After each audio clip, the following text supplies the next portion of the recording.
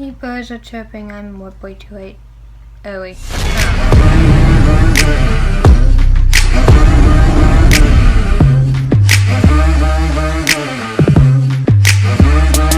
Hello guys, so today I am doing a book review on, in case you didn't see it, I'm doing two books. This is the very first time I've ever done a book review mass-up, but I'm like, why the hell not? Let's just go for it. Of Fangirl and Carry On by Lane Burrell. This isn't a series, this is the first one, this is the spin-off. So first we're going to talk about Fangirl. Fangirl I did not like. Everybody loves Fangirl. I sometimes I wanted to just beat my head against a brick wall because, oh my god, I couldn't stand the characters in this book. Okay, number one, main character is Kath. Kath is very shy. She's coming into college with her twin sister, Lynn. Lynn wants to go out and be social, so she kind of loses Lynn. I'm going to come back to Lynn in a minute here. So we have Kath. She writes fanfiction for a famous book series, Simon Snow. She makes him gay and fall in love with Bass, which comes back and Carry On. But I'm going to again explain that later.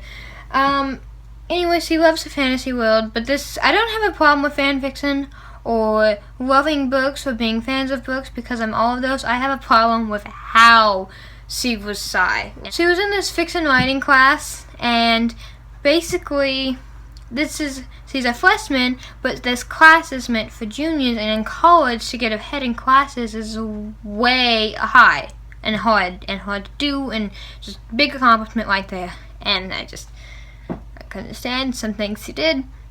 Number one, when she first gets to college, because she's too socially awkward to even ask her roommate where the cafeteria is, or even try to just Google a map and find it. She eats energy bars that she brings with her for 2 months. Like, I get social anxiety, and I get being shy. I'm not the most social person ever, but you gotta find food. Like, this is ridiculous. Don't go to parties or anything you don't feel uncomfortable in, but you have to find food. People. I liked Reagan though. Reagan was very sassy and badass. Just don't F with Reagan. She doesn't want to hear it. Then you have her twin sister, Lynn. Lynn is experimenting with underage drinking.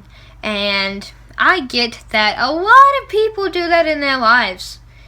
But there's this part. Lynn gets hospitalized because she gets so drunk and passes out, and she's not breathing enough, and they have to take her to a hospital, whoever she's partying with, and she has this amazing boyfriend, and she still F's it all up for her underage drinking, and then afterwards she's refusing to stop drinking. Like, I get a lot of people don't agree with the drinking law in America, but you just got hospitalized because you were drinking that heavily.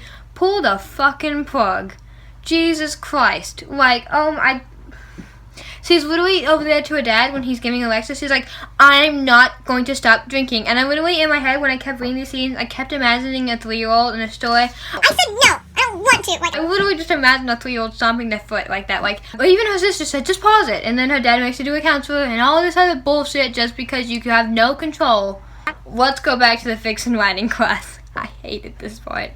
Basically, at one point, Kath and Lynn's dad gets hospitalized, and so Kath goes home, and she misses finals week, and you can make up all your finals tests, except for her fiction writing class. You had to turn in an essay, a 10,000-word essay, and, I swear to God, I was just so done with the book by now. She decides she's not going to do it. Can't find inspiration for it. She already got in trouble for publishing a fanfiction. By the way, I did like how they brought up fanfiction was plagiarism, because I don't think it's plagiarism, but turning it in as an assignment or trying to sell it is obviously no. They're not yours. Especially because she wrote fanfiction about her story.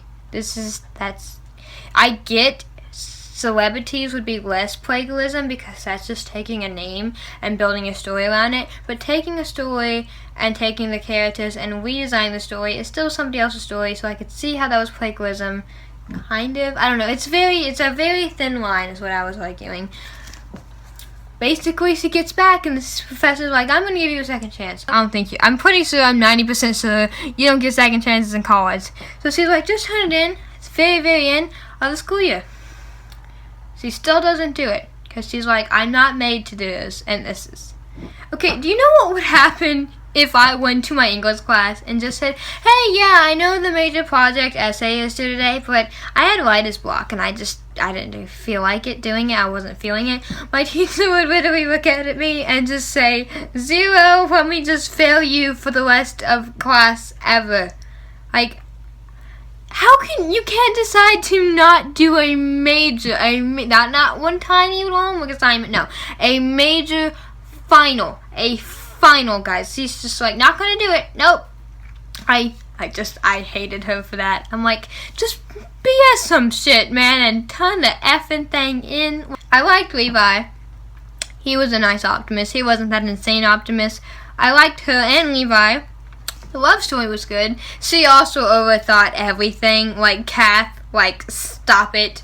Let some things happen. She's talking about all the pros and cons of dating Levi, and her roommate Reagan just stops and she's like, oh my god, dude, get your shit together. You're going on one date with him and he didn't ask you to marry him. Like, that's literally what I wanted to say to Kath, too, because stop. It's one date. It doesn't change your whole life. Unless you want it.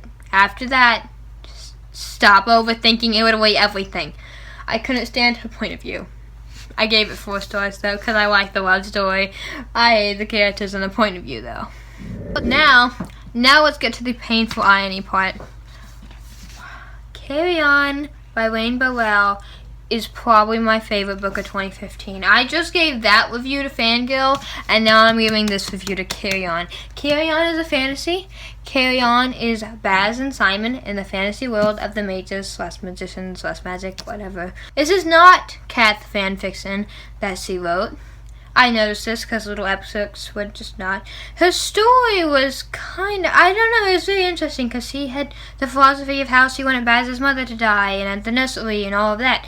And this is again the same philosophy, but they're not in the nursery talking and like in her fanfiction or anything like that. My love for this book is just off the charts, guys. This is the best love story ever.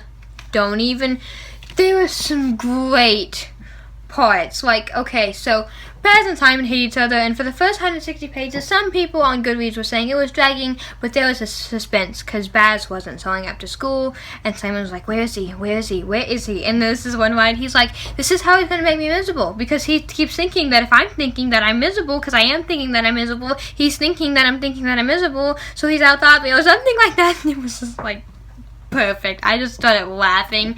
It's always great when books make you burst out loud. Baz comes back. He's more badass than ever. You find out he was kidnapped. When Baz and Simon get together, you find out Baz was in love with Simon, and you're reading a few point of views, and it's just like, because you know Baz's thoughts, and then you're skipping to Simon's point of views, and you're like, you're stupid, let me beat you in the head, and let you wake up to romance, because he breaks up with his snobby girlfriend. Like, I don't even like her. Didn't like Agatha. She's so pathetic, like, especially at the end when she was fighting the maids and just screaming, like, I can't. No.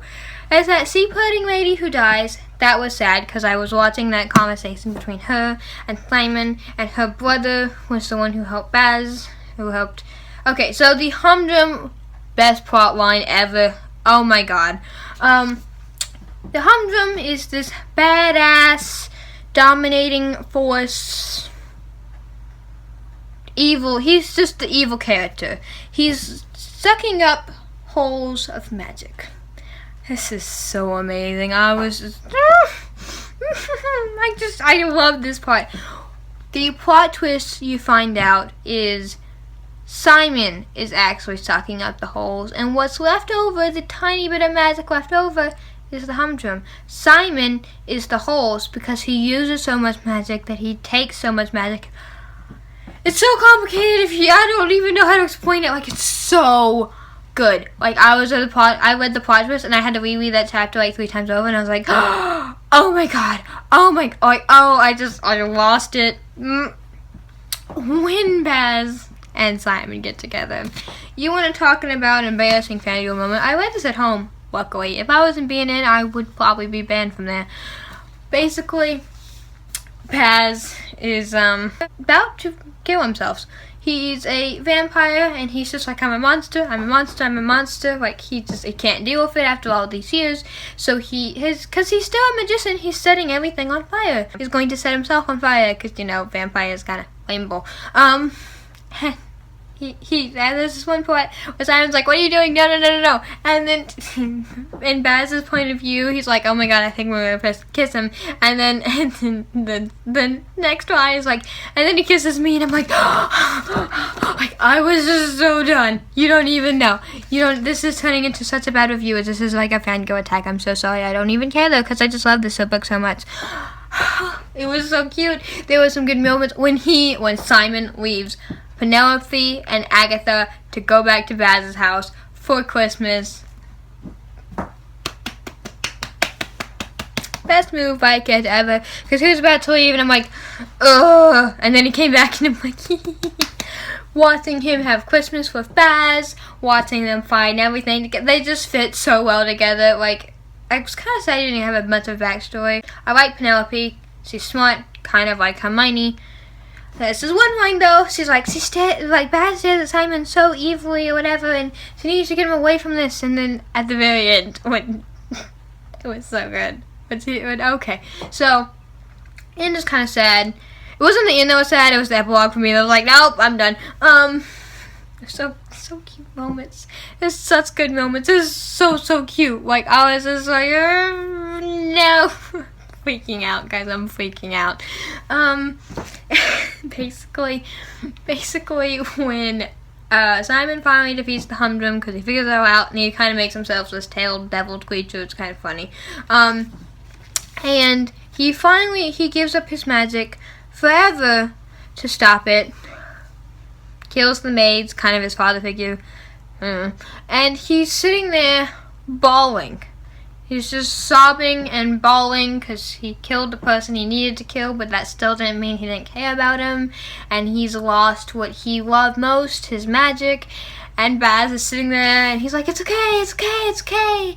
And then Penelope is kind of just looking at me, and then Baz is like, it's okay, sweetheart, or honey, or something like that. And Penelope's like, what? Because it clicks. It was so good. And when I didn't like that Baz and Simon didn't move in together at the end. Like, the three of them could have had rooms together. I'm like this. Penelope, Simon, Baz. Like, the three of them. That wouldn't have been too weird at all. Maybe even throw in Agatha. Agatha, I hated her. She goes to freaking California. Adopts a dog. I did like Lucy in His Story of His Parents. Agatha is like, and then, okay, Baz and Simon. The Baz doesn't even go to, like, the college because Simon can't return to school, and when they're at the dance, and when they're dancing, and this is so cute, and the sandwiches, and I love this book. I should make this. I loved every single couple moment in this book. I love the characters. I love the story. This was so much more than 5 stars. I love this. This is my zip. This is Malik is my OTP, but I think it's got a good competitor. It's literally neck and neck right now. I love it. Go read this book. You don't have to read Fangirl to read this book. You'll get it. I read this book before I read Fangirl. I still got it.